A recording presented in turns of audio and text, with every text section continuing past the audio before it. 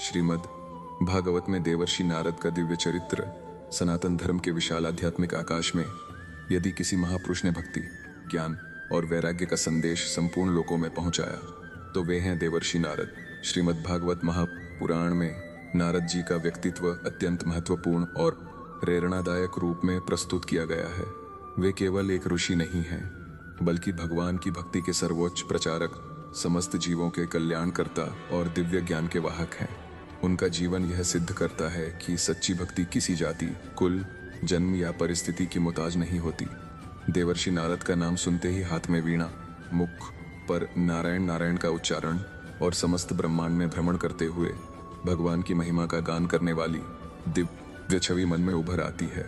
वे त्रिलोक के ऐसे एक महापुरुष हैं जिन्हें देवता, ऋषि, राजा और साधारण मनुष्य सभी समान श्रद्धा से नमन करते हैं। श्रीमद् भागवत के प्रथम स्कंद में जब महर्षि व्यास वेदों के विभाजन, महाभारत की रचना तथा अनेक पुराणों के निर्माण के बाद भी मानसिक अशांति अनुभव कर रहे थे, तब देवर्षि नारद उनके आश्रम में पधारे। व्यास जी ने उनका आदरपूर्वक स्वागत किया और अपनी व्याकुलता का कारण बताया। नारद जी ने मुस्कुराते हुए कहा कि यद्यपि आपने वेद, उपनिषद और महाभारत जैसे महान ग्रंथों की रचना की है, फिर भी आपने भगवान श्रीहरि की निष्काम भक्ति और उनके दिव्य गुणों का पर्याप्त विस्तार से वर्णन नहीं किया। यही कारण है कि आपके हृदय को पूर्ण संतोष प्राप्त नहीं हुआ। उन्होंने व्यास जी को समझाया कि संसार के समस्त ज्ञान का अंतिम उद्देश्य भगवान की भक्ति है।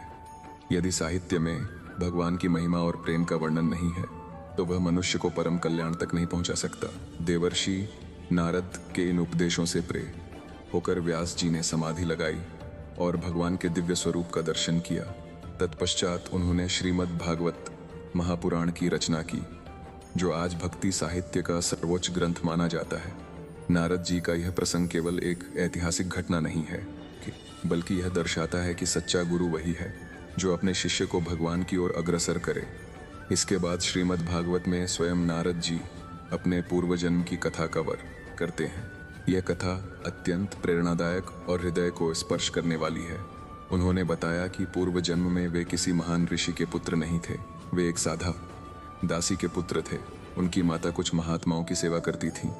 वर्षा ऋतु के 4 महीनों में अनेक संत और भक्त उस स्थान पर निवास करते थे। बालक नारद अपनी माता के साथ उन संतों की सेवा करते थे। वे संतों के लिए जल लाते, आस बिछाते और उनकी आवश्यकताओं की पूर्ति करते। सेवा करते करते उनके हृदय में संतों के प्रति श्रद्धा उत्पन्न हो गई। एक दिन संतों ने अपने प्रसाद का कुछ अंश उस बालक को दिया। उस प्रसाद को ग्रहण करते ही उनके भीतर आध्यात्मिक चेतना जागृत होने की। धीरे धीरे भगवान की कथाओं में उनकी रुचि बढ़ती गई। जब संतजन भगवान की लीलाओं का वर्णन करते, तब बालक नारद अत्यंत ध्यानपूर्वक उन्हें सुनते। उनके हृदय में भगवान के प्रति प्रेम का अंकुर फूटने लगा। यही वह क्षण था जिसने उनके जीवन की दिशा बदल दी।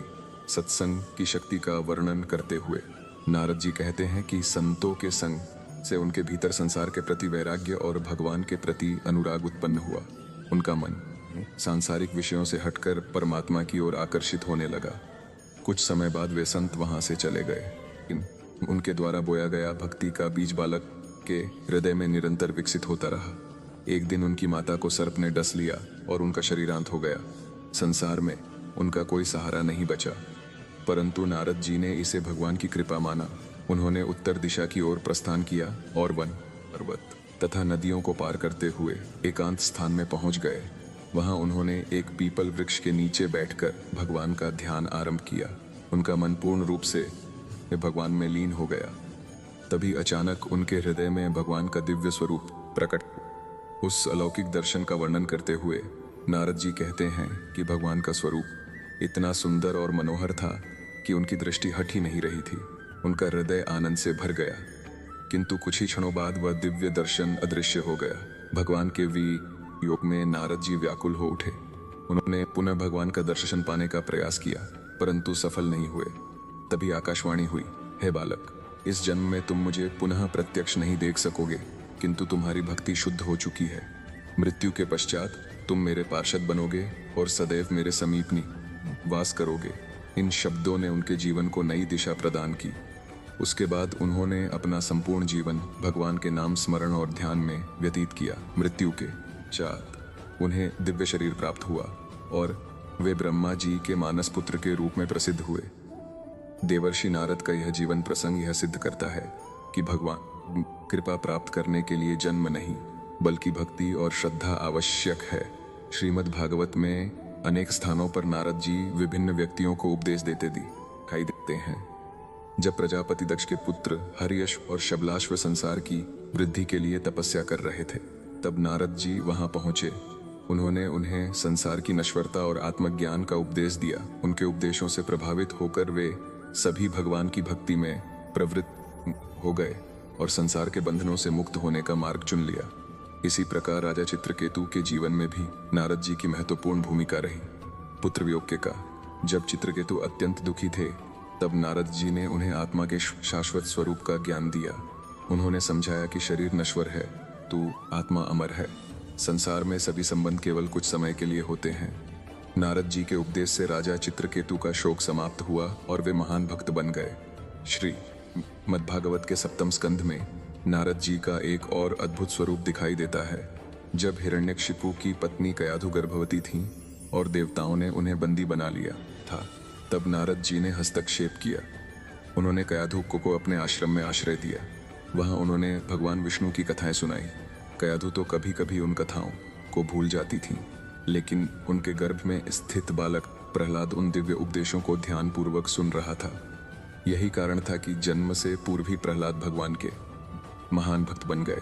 नारद जी की शिक्षा ने एक ऐसे भक्त को जन्म दिया जिसने समस्त संसार को भक्ति का आदर्श प्रदान किया। देवर्षि नारद केवल उपदेशक ही नहीं बल्कि भगवान की करुणा के सजीव स्वरूप हैं। वे किसी को भी निराश नहीं होने देते। उनका जीवन निरंतर यात्रा का जीवन है। वे एक स्थान पर नहीं रुकते। देवताओं के लेकर मनुष्यों की पृथ्वी और ऋषियों के आश्रमों तक वे निरंतर भ्रमण करते रहते हैं। उनकी वीणा से निकलने वाला हर स्वर भगवान के नाम का प्रचार करता है कि उनके मुख से निकला नारायण नारायण केवल एक शब्द नहीं, भक्ति का महामंत्र बन जाता है। जहाँ कहीं भी भगवान की कथा होती है, वहाँ नारद जी की उपस्थिति मानी जाती है। जहाँ भक्ति का प्रचार होता है, वहाँ उनका अदृश्य आशीर्वाद अवश्य रहता है। श्रीमद् भागवत में उनका चरित्र यह दर्शाता है कि सच्चा संत वही है जो स्वयं भगवान में स्थित होकर दूसरों को भी भगवान तक पहुंचाने का प्रयास करे। नारद जी के व्यक्तित्व में ज्ञान की गहराई की मधुरता और वैराग्य की दृढ़ता का अद्भुत समन्वय दिखाई देता है। वे न तो संसार से घृणा करते हैं और न ही उसमें आसक्त होते हैं। वे संसार को भगवान की लीला भूमि मानते हुए प्रत्येक जीव के कल्याण में लगे रहते हैं। उनके उपदेशों का मूल संदेश यही है कि मनुष्य चाहे किसी भी परिस्थिति में हो, यदि वह भगवान के नाम का आश्रय ले ले तो उसका जीवन सफल हो सकता है। देवर्षि नारद के जीवन का एक और अत्यंत महत्वपूर्ण पक्ष यह है कि वे केवल ज्ञान देने वाले ऋषि नहीं थे, बल्कि वे प्रत्येक जीव के भीतर छिपी हुई भक्ति की संभावना को पहचानने वाले महान आध्यात्मिक मार्गदर्शक थे। उनके लिए कोई छोटा या बड़ा नहीं था। वे देवताओं को भी उपदेश देते थे और साधारण मनुष्यों को भी। वे राजाओं को भी भगवान का मार्ग दिखाते थे और वन में रहने वाले तपस्वियों को भी। श्रीमद् भागवत में वर्णित अनेक घटनाएं यह प्रमाणित करती हैं कि नारद जी जहां भी गए वहां भक्ति का दीपक प्रज्वलित हो गया। उनकी वाणी में ऐसा प्रभाव था कि कठोर से कठोर हृदय भी पिघल जाता था। वे किसी पर अपने विचार थोपते नहीं थे, बल्कि प्रेम और तर्क के माध्यम से लोगों को सत्य का बोध कराते थे। यही कारण था कि उनके उपदेश के केवल कानों तक सीमित नहीं रहते थे, बल्कि सीधे हृदय में उतर जाते थे। एक बार अनेक ऋषियों ने उनसे पूछा कि भक्ति का वास्तविक स्वरूप क्या है। तब नारद जी ने अत्यंत सरल शब्दों में कहा कि जब जीव अपने समस्त अहंकार, स्वार्थ और सांसारिक आसक्तियों को त्याग कर भगवान को अपना सर्वस्व मान लेता है, तब सच्ची भक्ति का जन्म होता है। उन्होंने बताया कि भक्ति कोई बाहरी प्रदर्शन नहीं है, भक्ति का संबंध हृदय से है। यदि हृदय में भगवान के प्रति प्रेम जागृत हो जाए तो साधारण मनुष्य भी महान संत बन सकता है। नारद जी का जीवन स्वयं इस सत्य का प्रमाण था। वे किसी राजवंश में जन्मे हुए महापुरुष नहीं थे।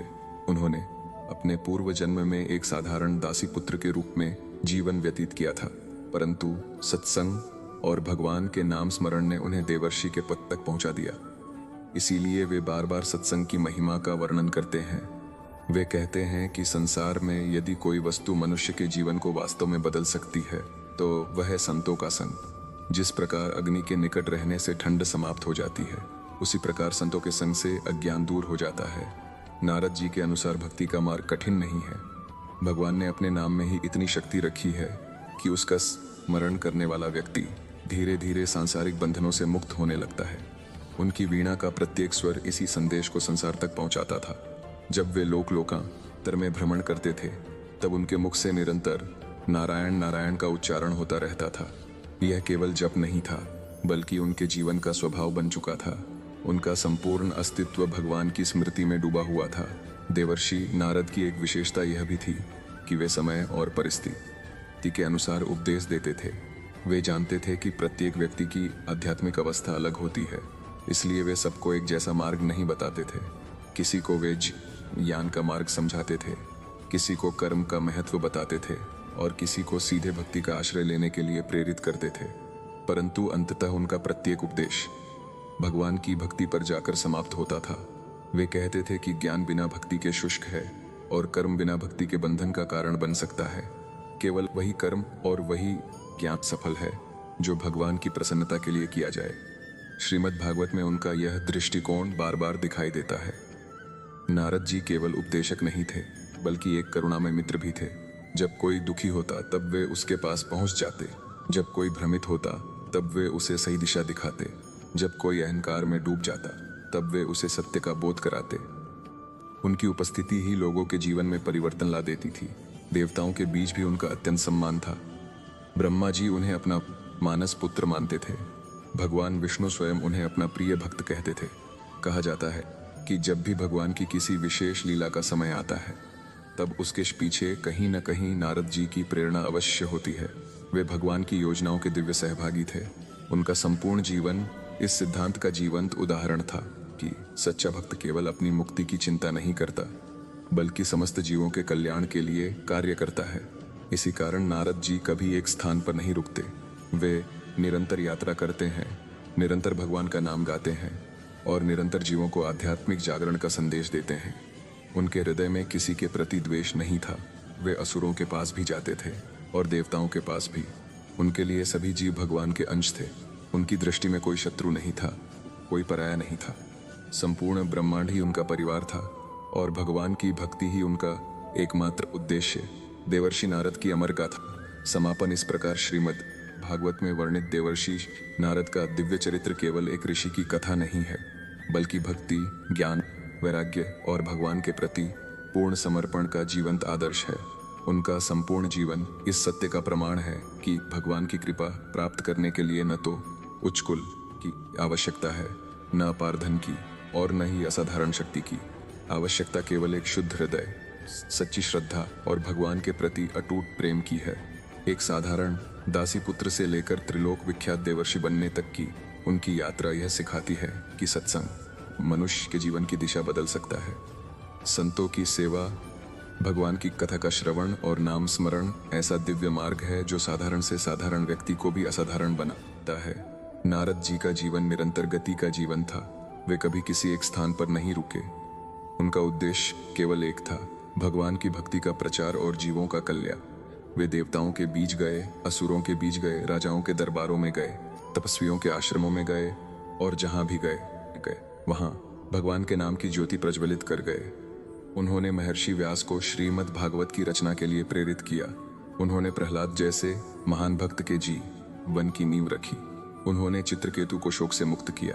उन्होंने असंख्य जीवों को संसार के मोह से निकालकर भगवान की शरण में पहुंचाया। यही कारण है कि श्रीमद् भागवत में उनका स्थान अत्यंत गौरवपूर्ण माना गया है। देवर्षि नारद का संदेश आज भी उतना ही प्रासंगिक है जितना हजारों वर्ष पहले था। आज भी मनुष्य चिंता, तनाव, मोह, क्रोध और अहंकार से घिरा हुआ है। आज भी जीवन में शांति और संतोष की खोज जारी है। ऐसे समय में नारद जी की शिक्षाएं हमें स्मरण कराती हैं कि वह वास्तविक सुख बाहरी वस्तुओं में नहीं, बल्कि भगवान के साथ अपने संबंध को पहचानने में है। जब मनुष्य भगवान का नाम स्मरण करता है, उनकी कथाओं का श्रवण करता है और अपने कर्मों को भगवान को समर्पित कर देता है, तब उसका जीवन धीरे धीरे प्रकाश से भरने लगता है। नारद जी ने कभी जटिल साधनाओं पर अधिक बल नहीं दिया। उन्होंने प्रेम को सबसे बड़ा साधन बताया। उनके अनुसार भगवान को प्राप्त करने का सबसे सरल मार्ग है श्रद्धा, भक्ति और नाम स्मरण। उनकी वीणा के मधुर स्वर आज भी मानो संपूर्ण ब्रह्मांड में गूंज रहे हैं। उनका नारायण नारायण केवल एक उच्चारण नहीं, बल्कि प्रत्येक जीव के लिए एक जागरण मंत्र है। यह हमें याद दिलाता है कि चाहे परिस्थितियां कैसी भी हों, भगवान सदैव हमारे साथ हैं। देवर्षि नारद की कथा हमें यह भी सिखाती है कि सच्चा भक्त केवल अपने लिए नहीं जीता, वह दूसरों के जीवन में भी प्रकाश फैलाता है। वह लोगों को जोड़ता है, प्रेरित करता है और उन्हें भगवान की ओर अग्रसर करता है। यही नारद जी की सबसे बड़ी विशेषता थी। उन्होंने अपने जीवन से संसार को दिखा या कि भक्ति कोई संकीर्ण मार्ग नहीं, बल्कि प्रेम, करुणा, सेवा और समर्पण का महासागर है। जब तक श्रीमद् भागवत का पाठ होता रहेगा, जब तक भगवान की कथाएं सुनाई जाती रहेंगी, जब तक भक्तजन भगवान के नाम का कीर्तन करते रहेंगे, तब तक देवर्षि नारद का स्मरण अमर रहेगा। उनकी दिव्य गाथा हमें प्रेरित करती रहेगी कि हम भी अपने जीवन में भक्ति, सदाचार और आध्यात्मिकता को स्थान दें तथा भगवान के नाम को अपने जीवन का आधार बनाएं। इसी प्रेरणादायक संदेश के साथ देवर्षि नारद की यह पावन कथा यहीं पूर्ण की है। यदि आपको यह दिव्य कथा पसंद आई हो तो कृपया इसे अपने परिवार और मित्रों के साथ साझा करें, ताकि श्रीमद् भागवत का अमृत संदेश अधिक से अधिक लोगों तक पहुंच सके। धर्म, भक्ति, श्रीमद् भागवत, भगवद गीता और सनातन संस्कृति से जुड़ी ऐसी ही प्रेरणादायक कथाएं, ज्ञानवर्धक प्रसंग और आध्यात्मिक यात्राएं निरंतर प्राप्त करने के लिए गीता यात्रा चैनल को अवश्य फॉलो, सब्सक्राइब और लाइक करें। आपका एक सब्सक्राइब हमारे लिए केवल एक संख्या नहीं कि सनातन ज्ञान के प्रचार प्रसार में आपका अमूल्य सहयोग है। कमेंट में अवश्य लिखें, नारायण नारायण, जय श्री हरि, जय श्रीमद् भागवत, जय सनातन धर्म। हरिना में ही जीवन का परम आधार है।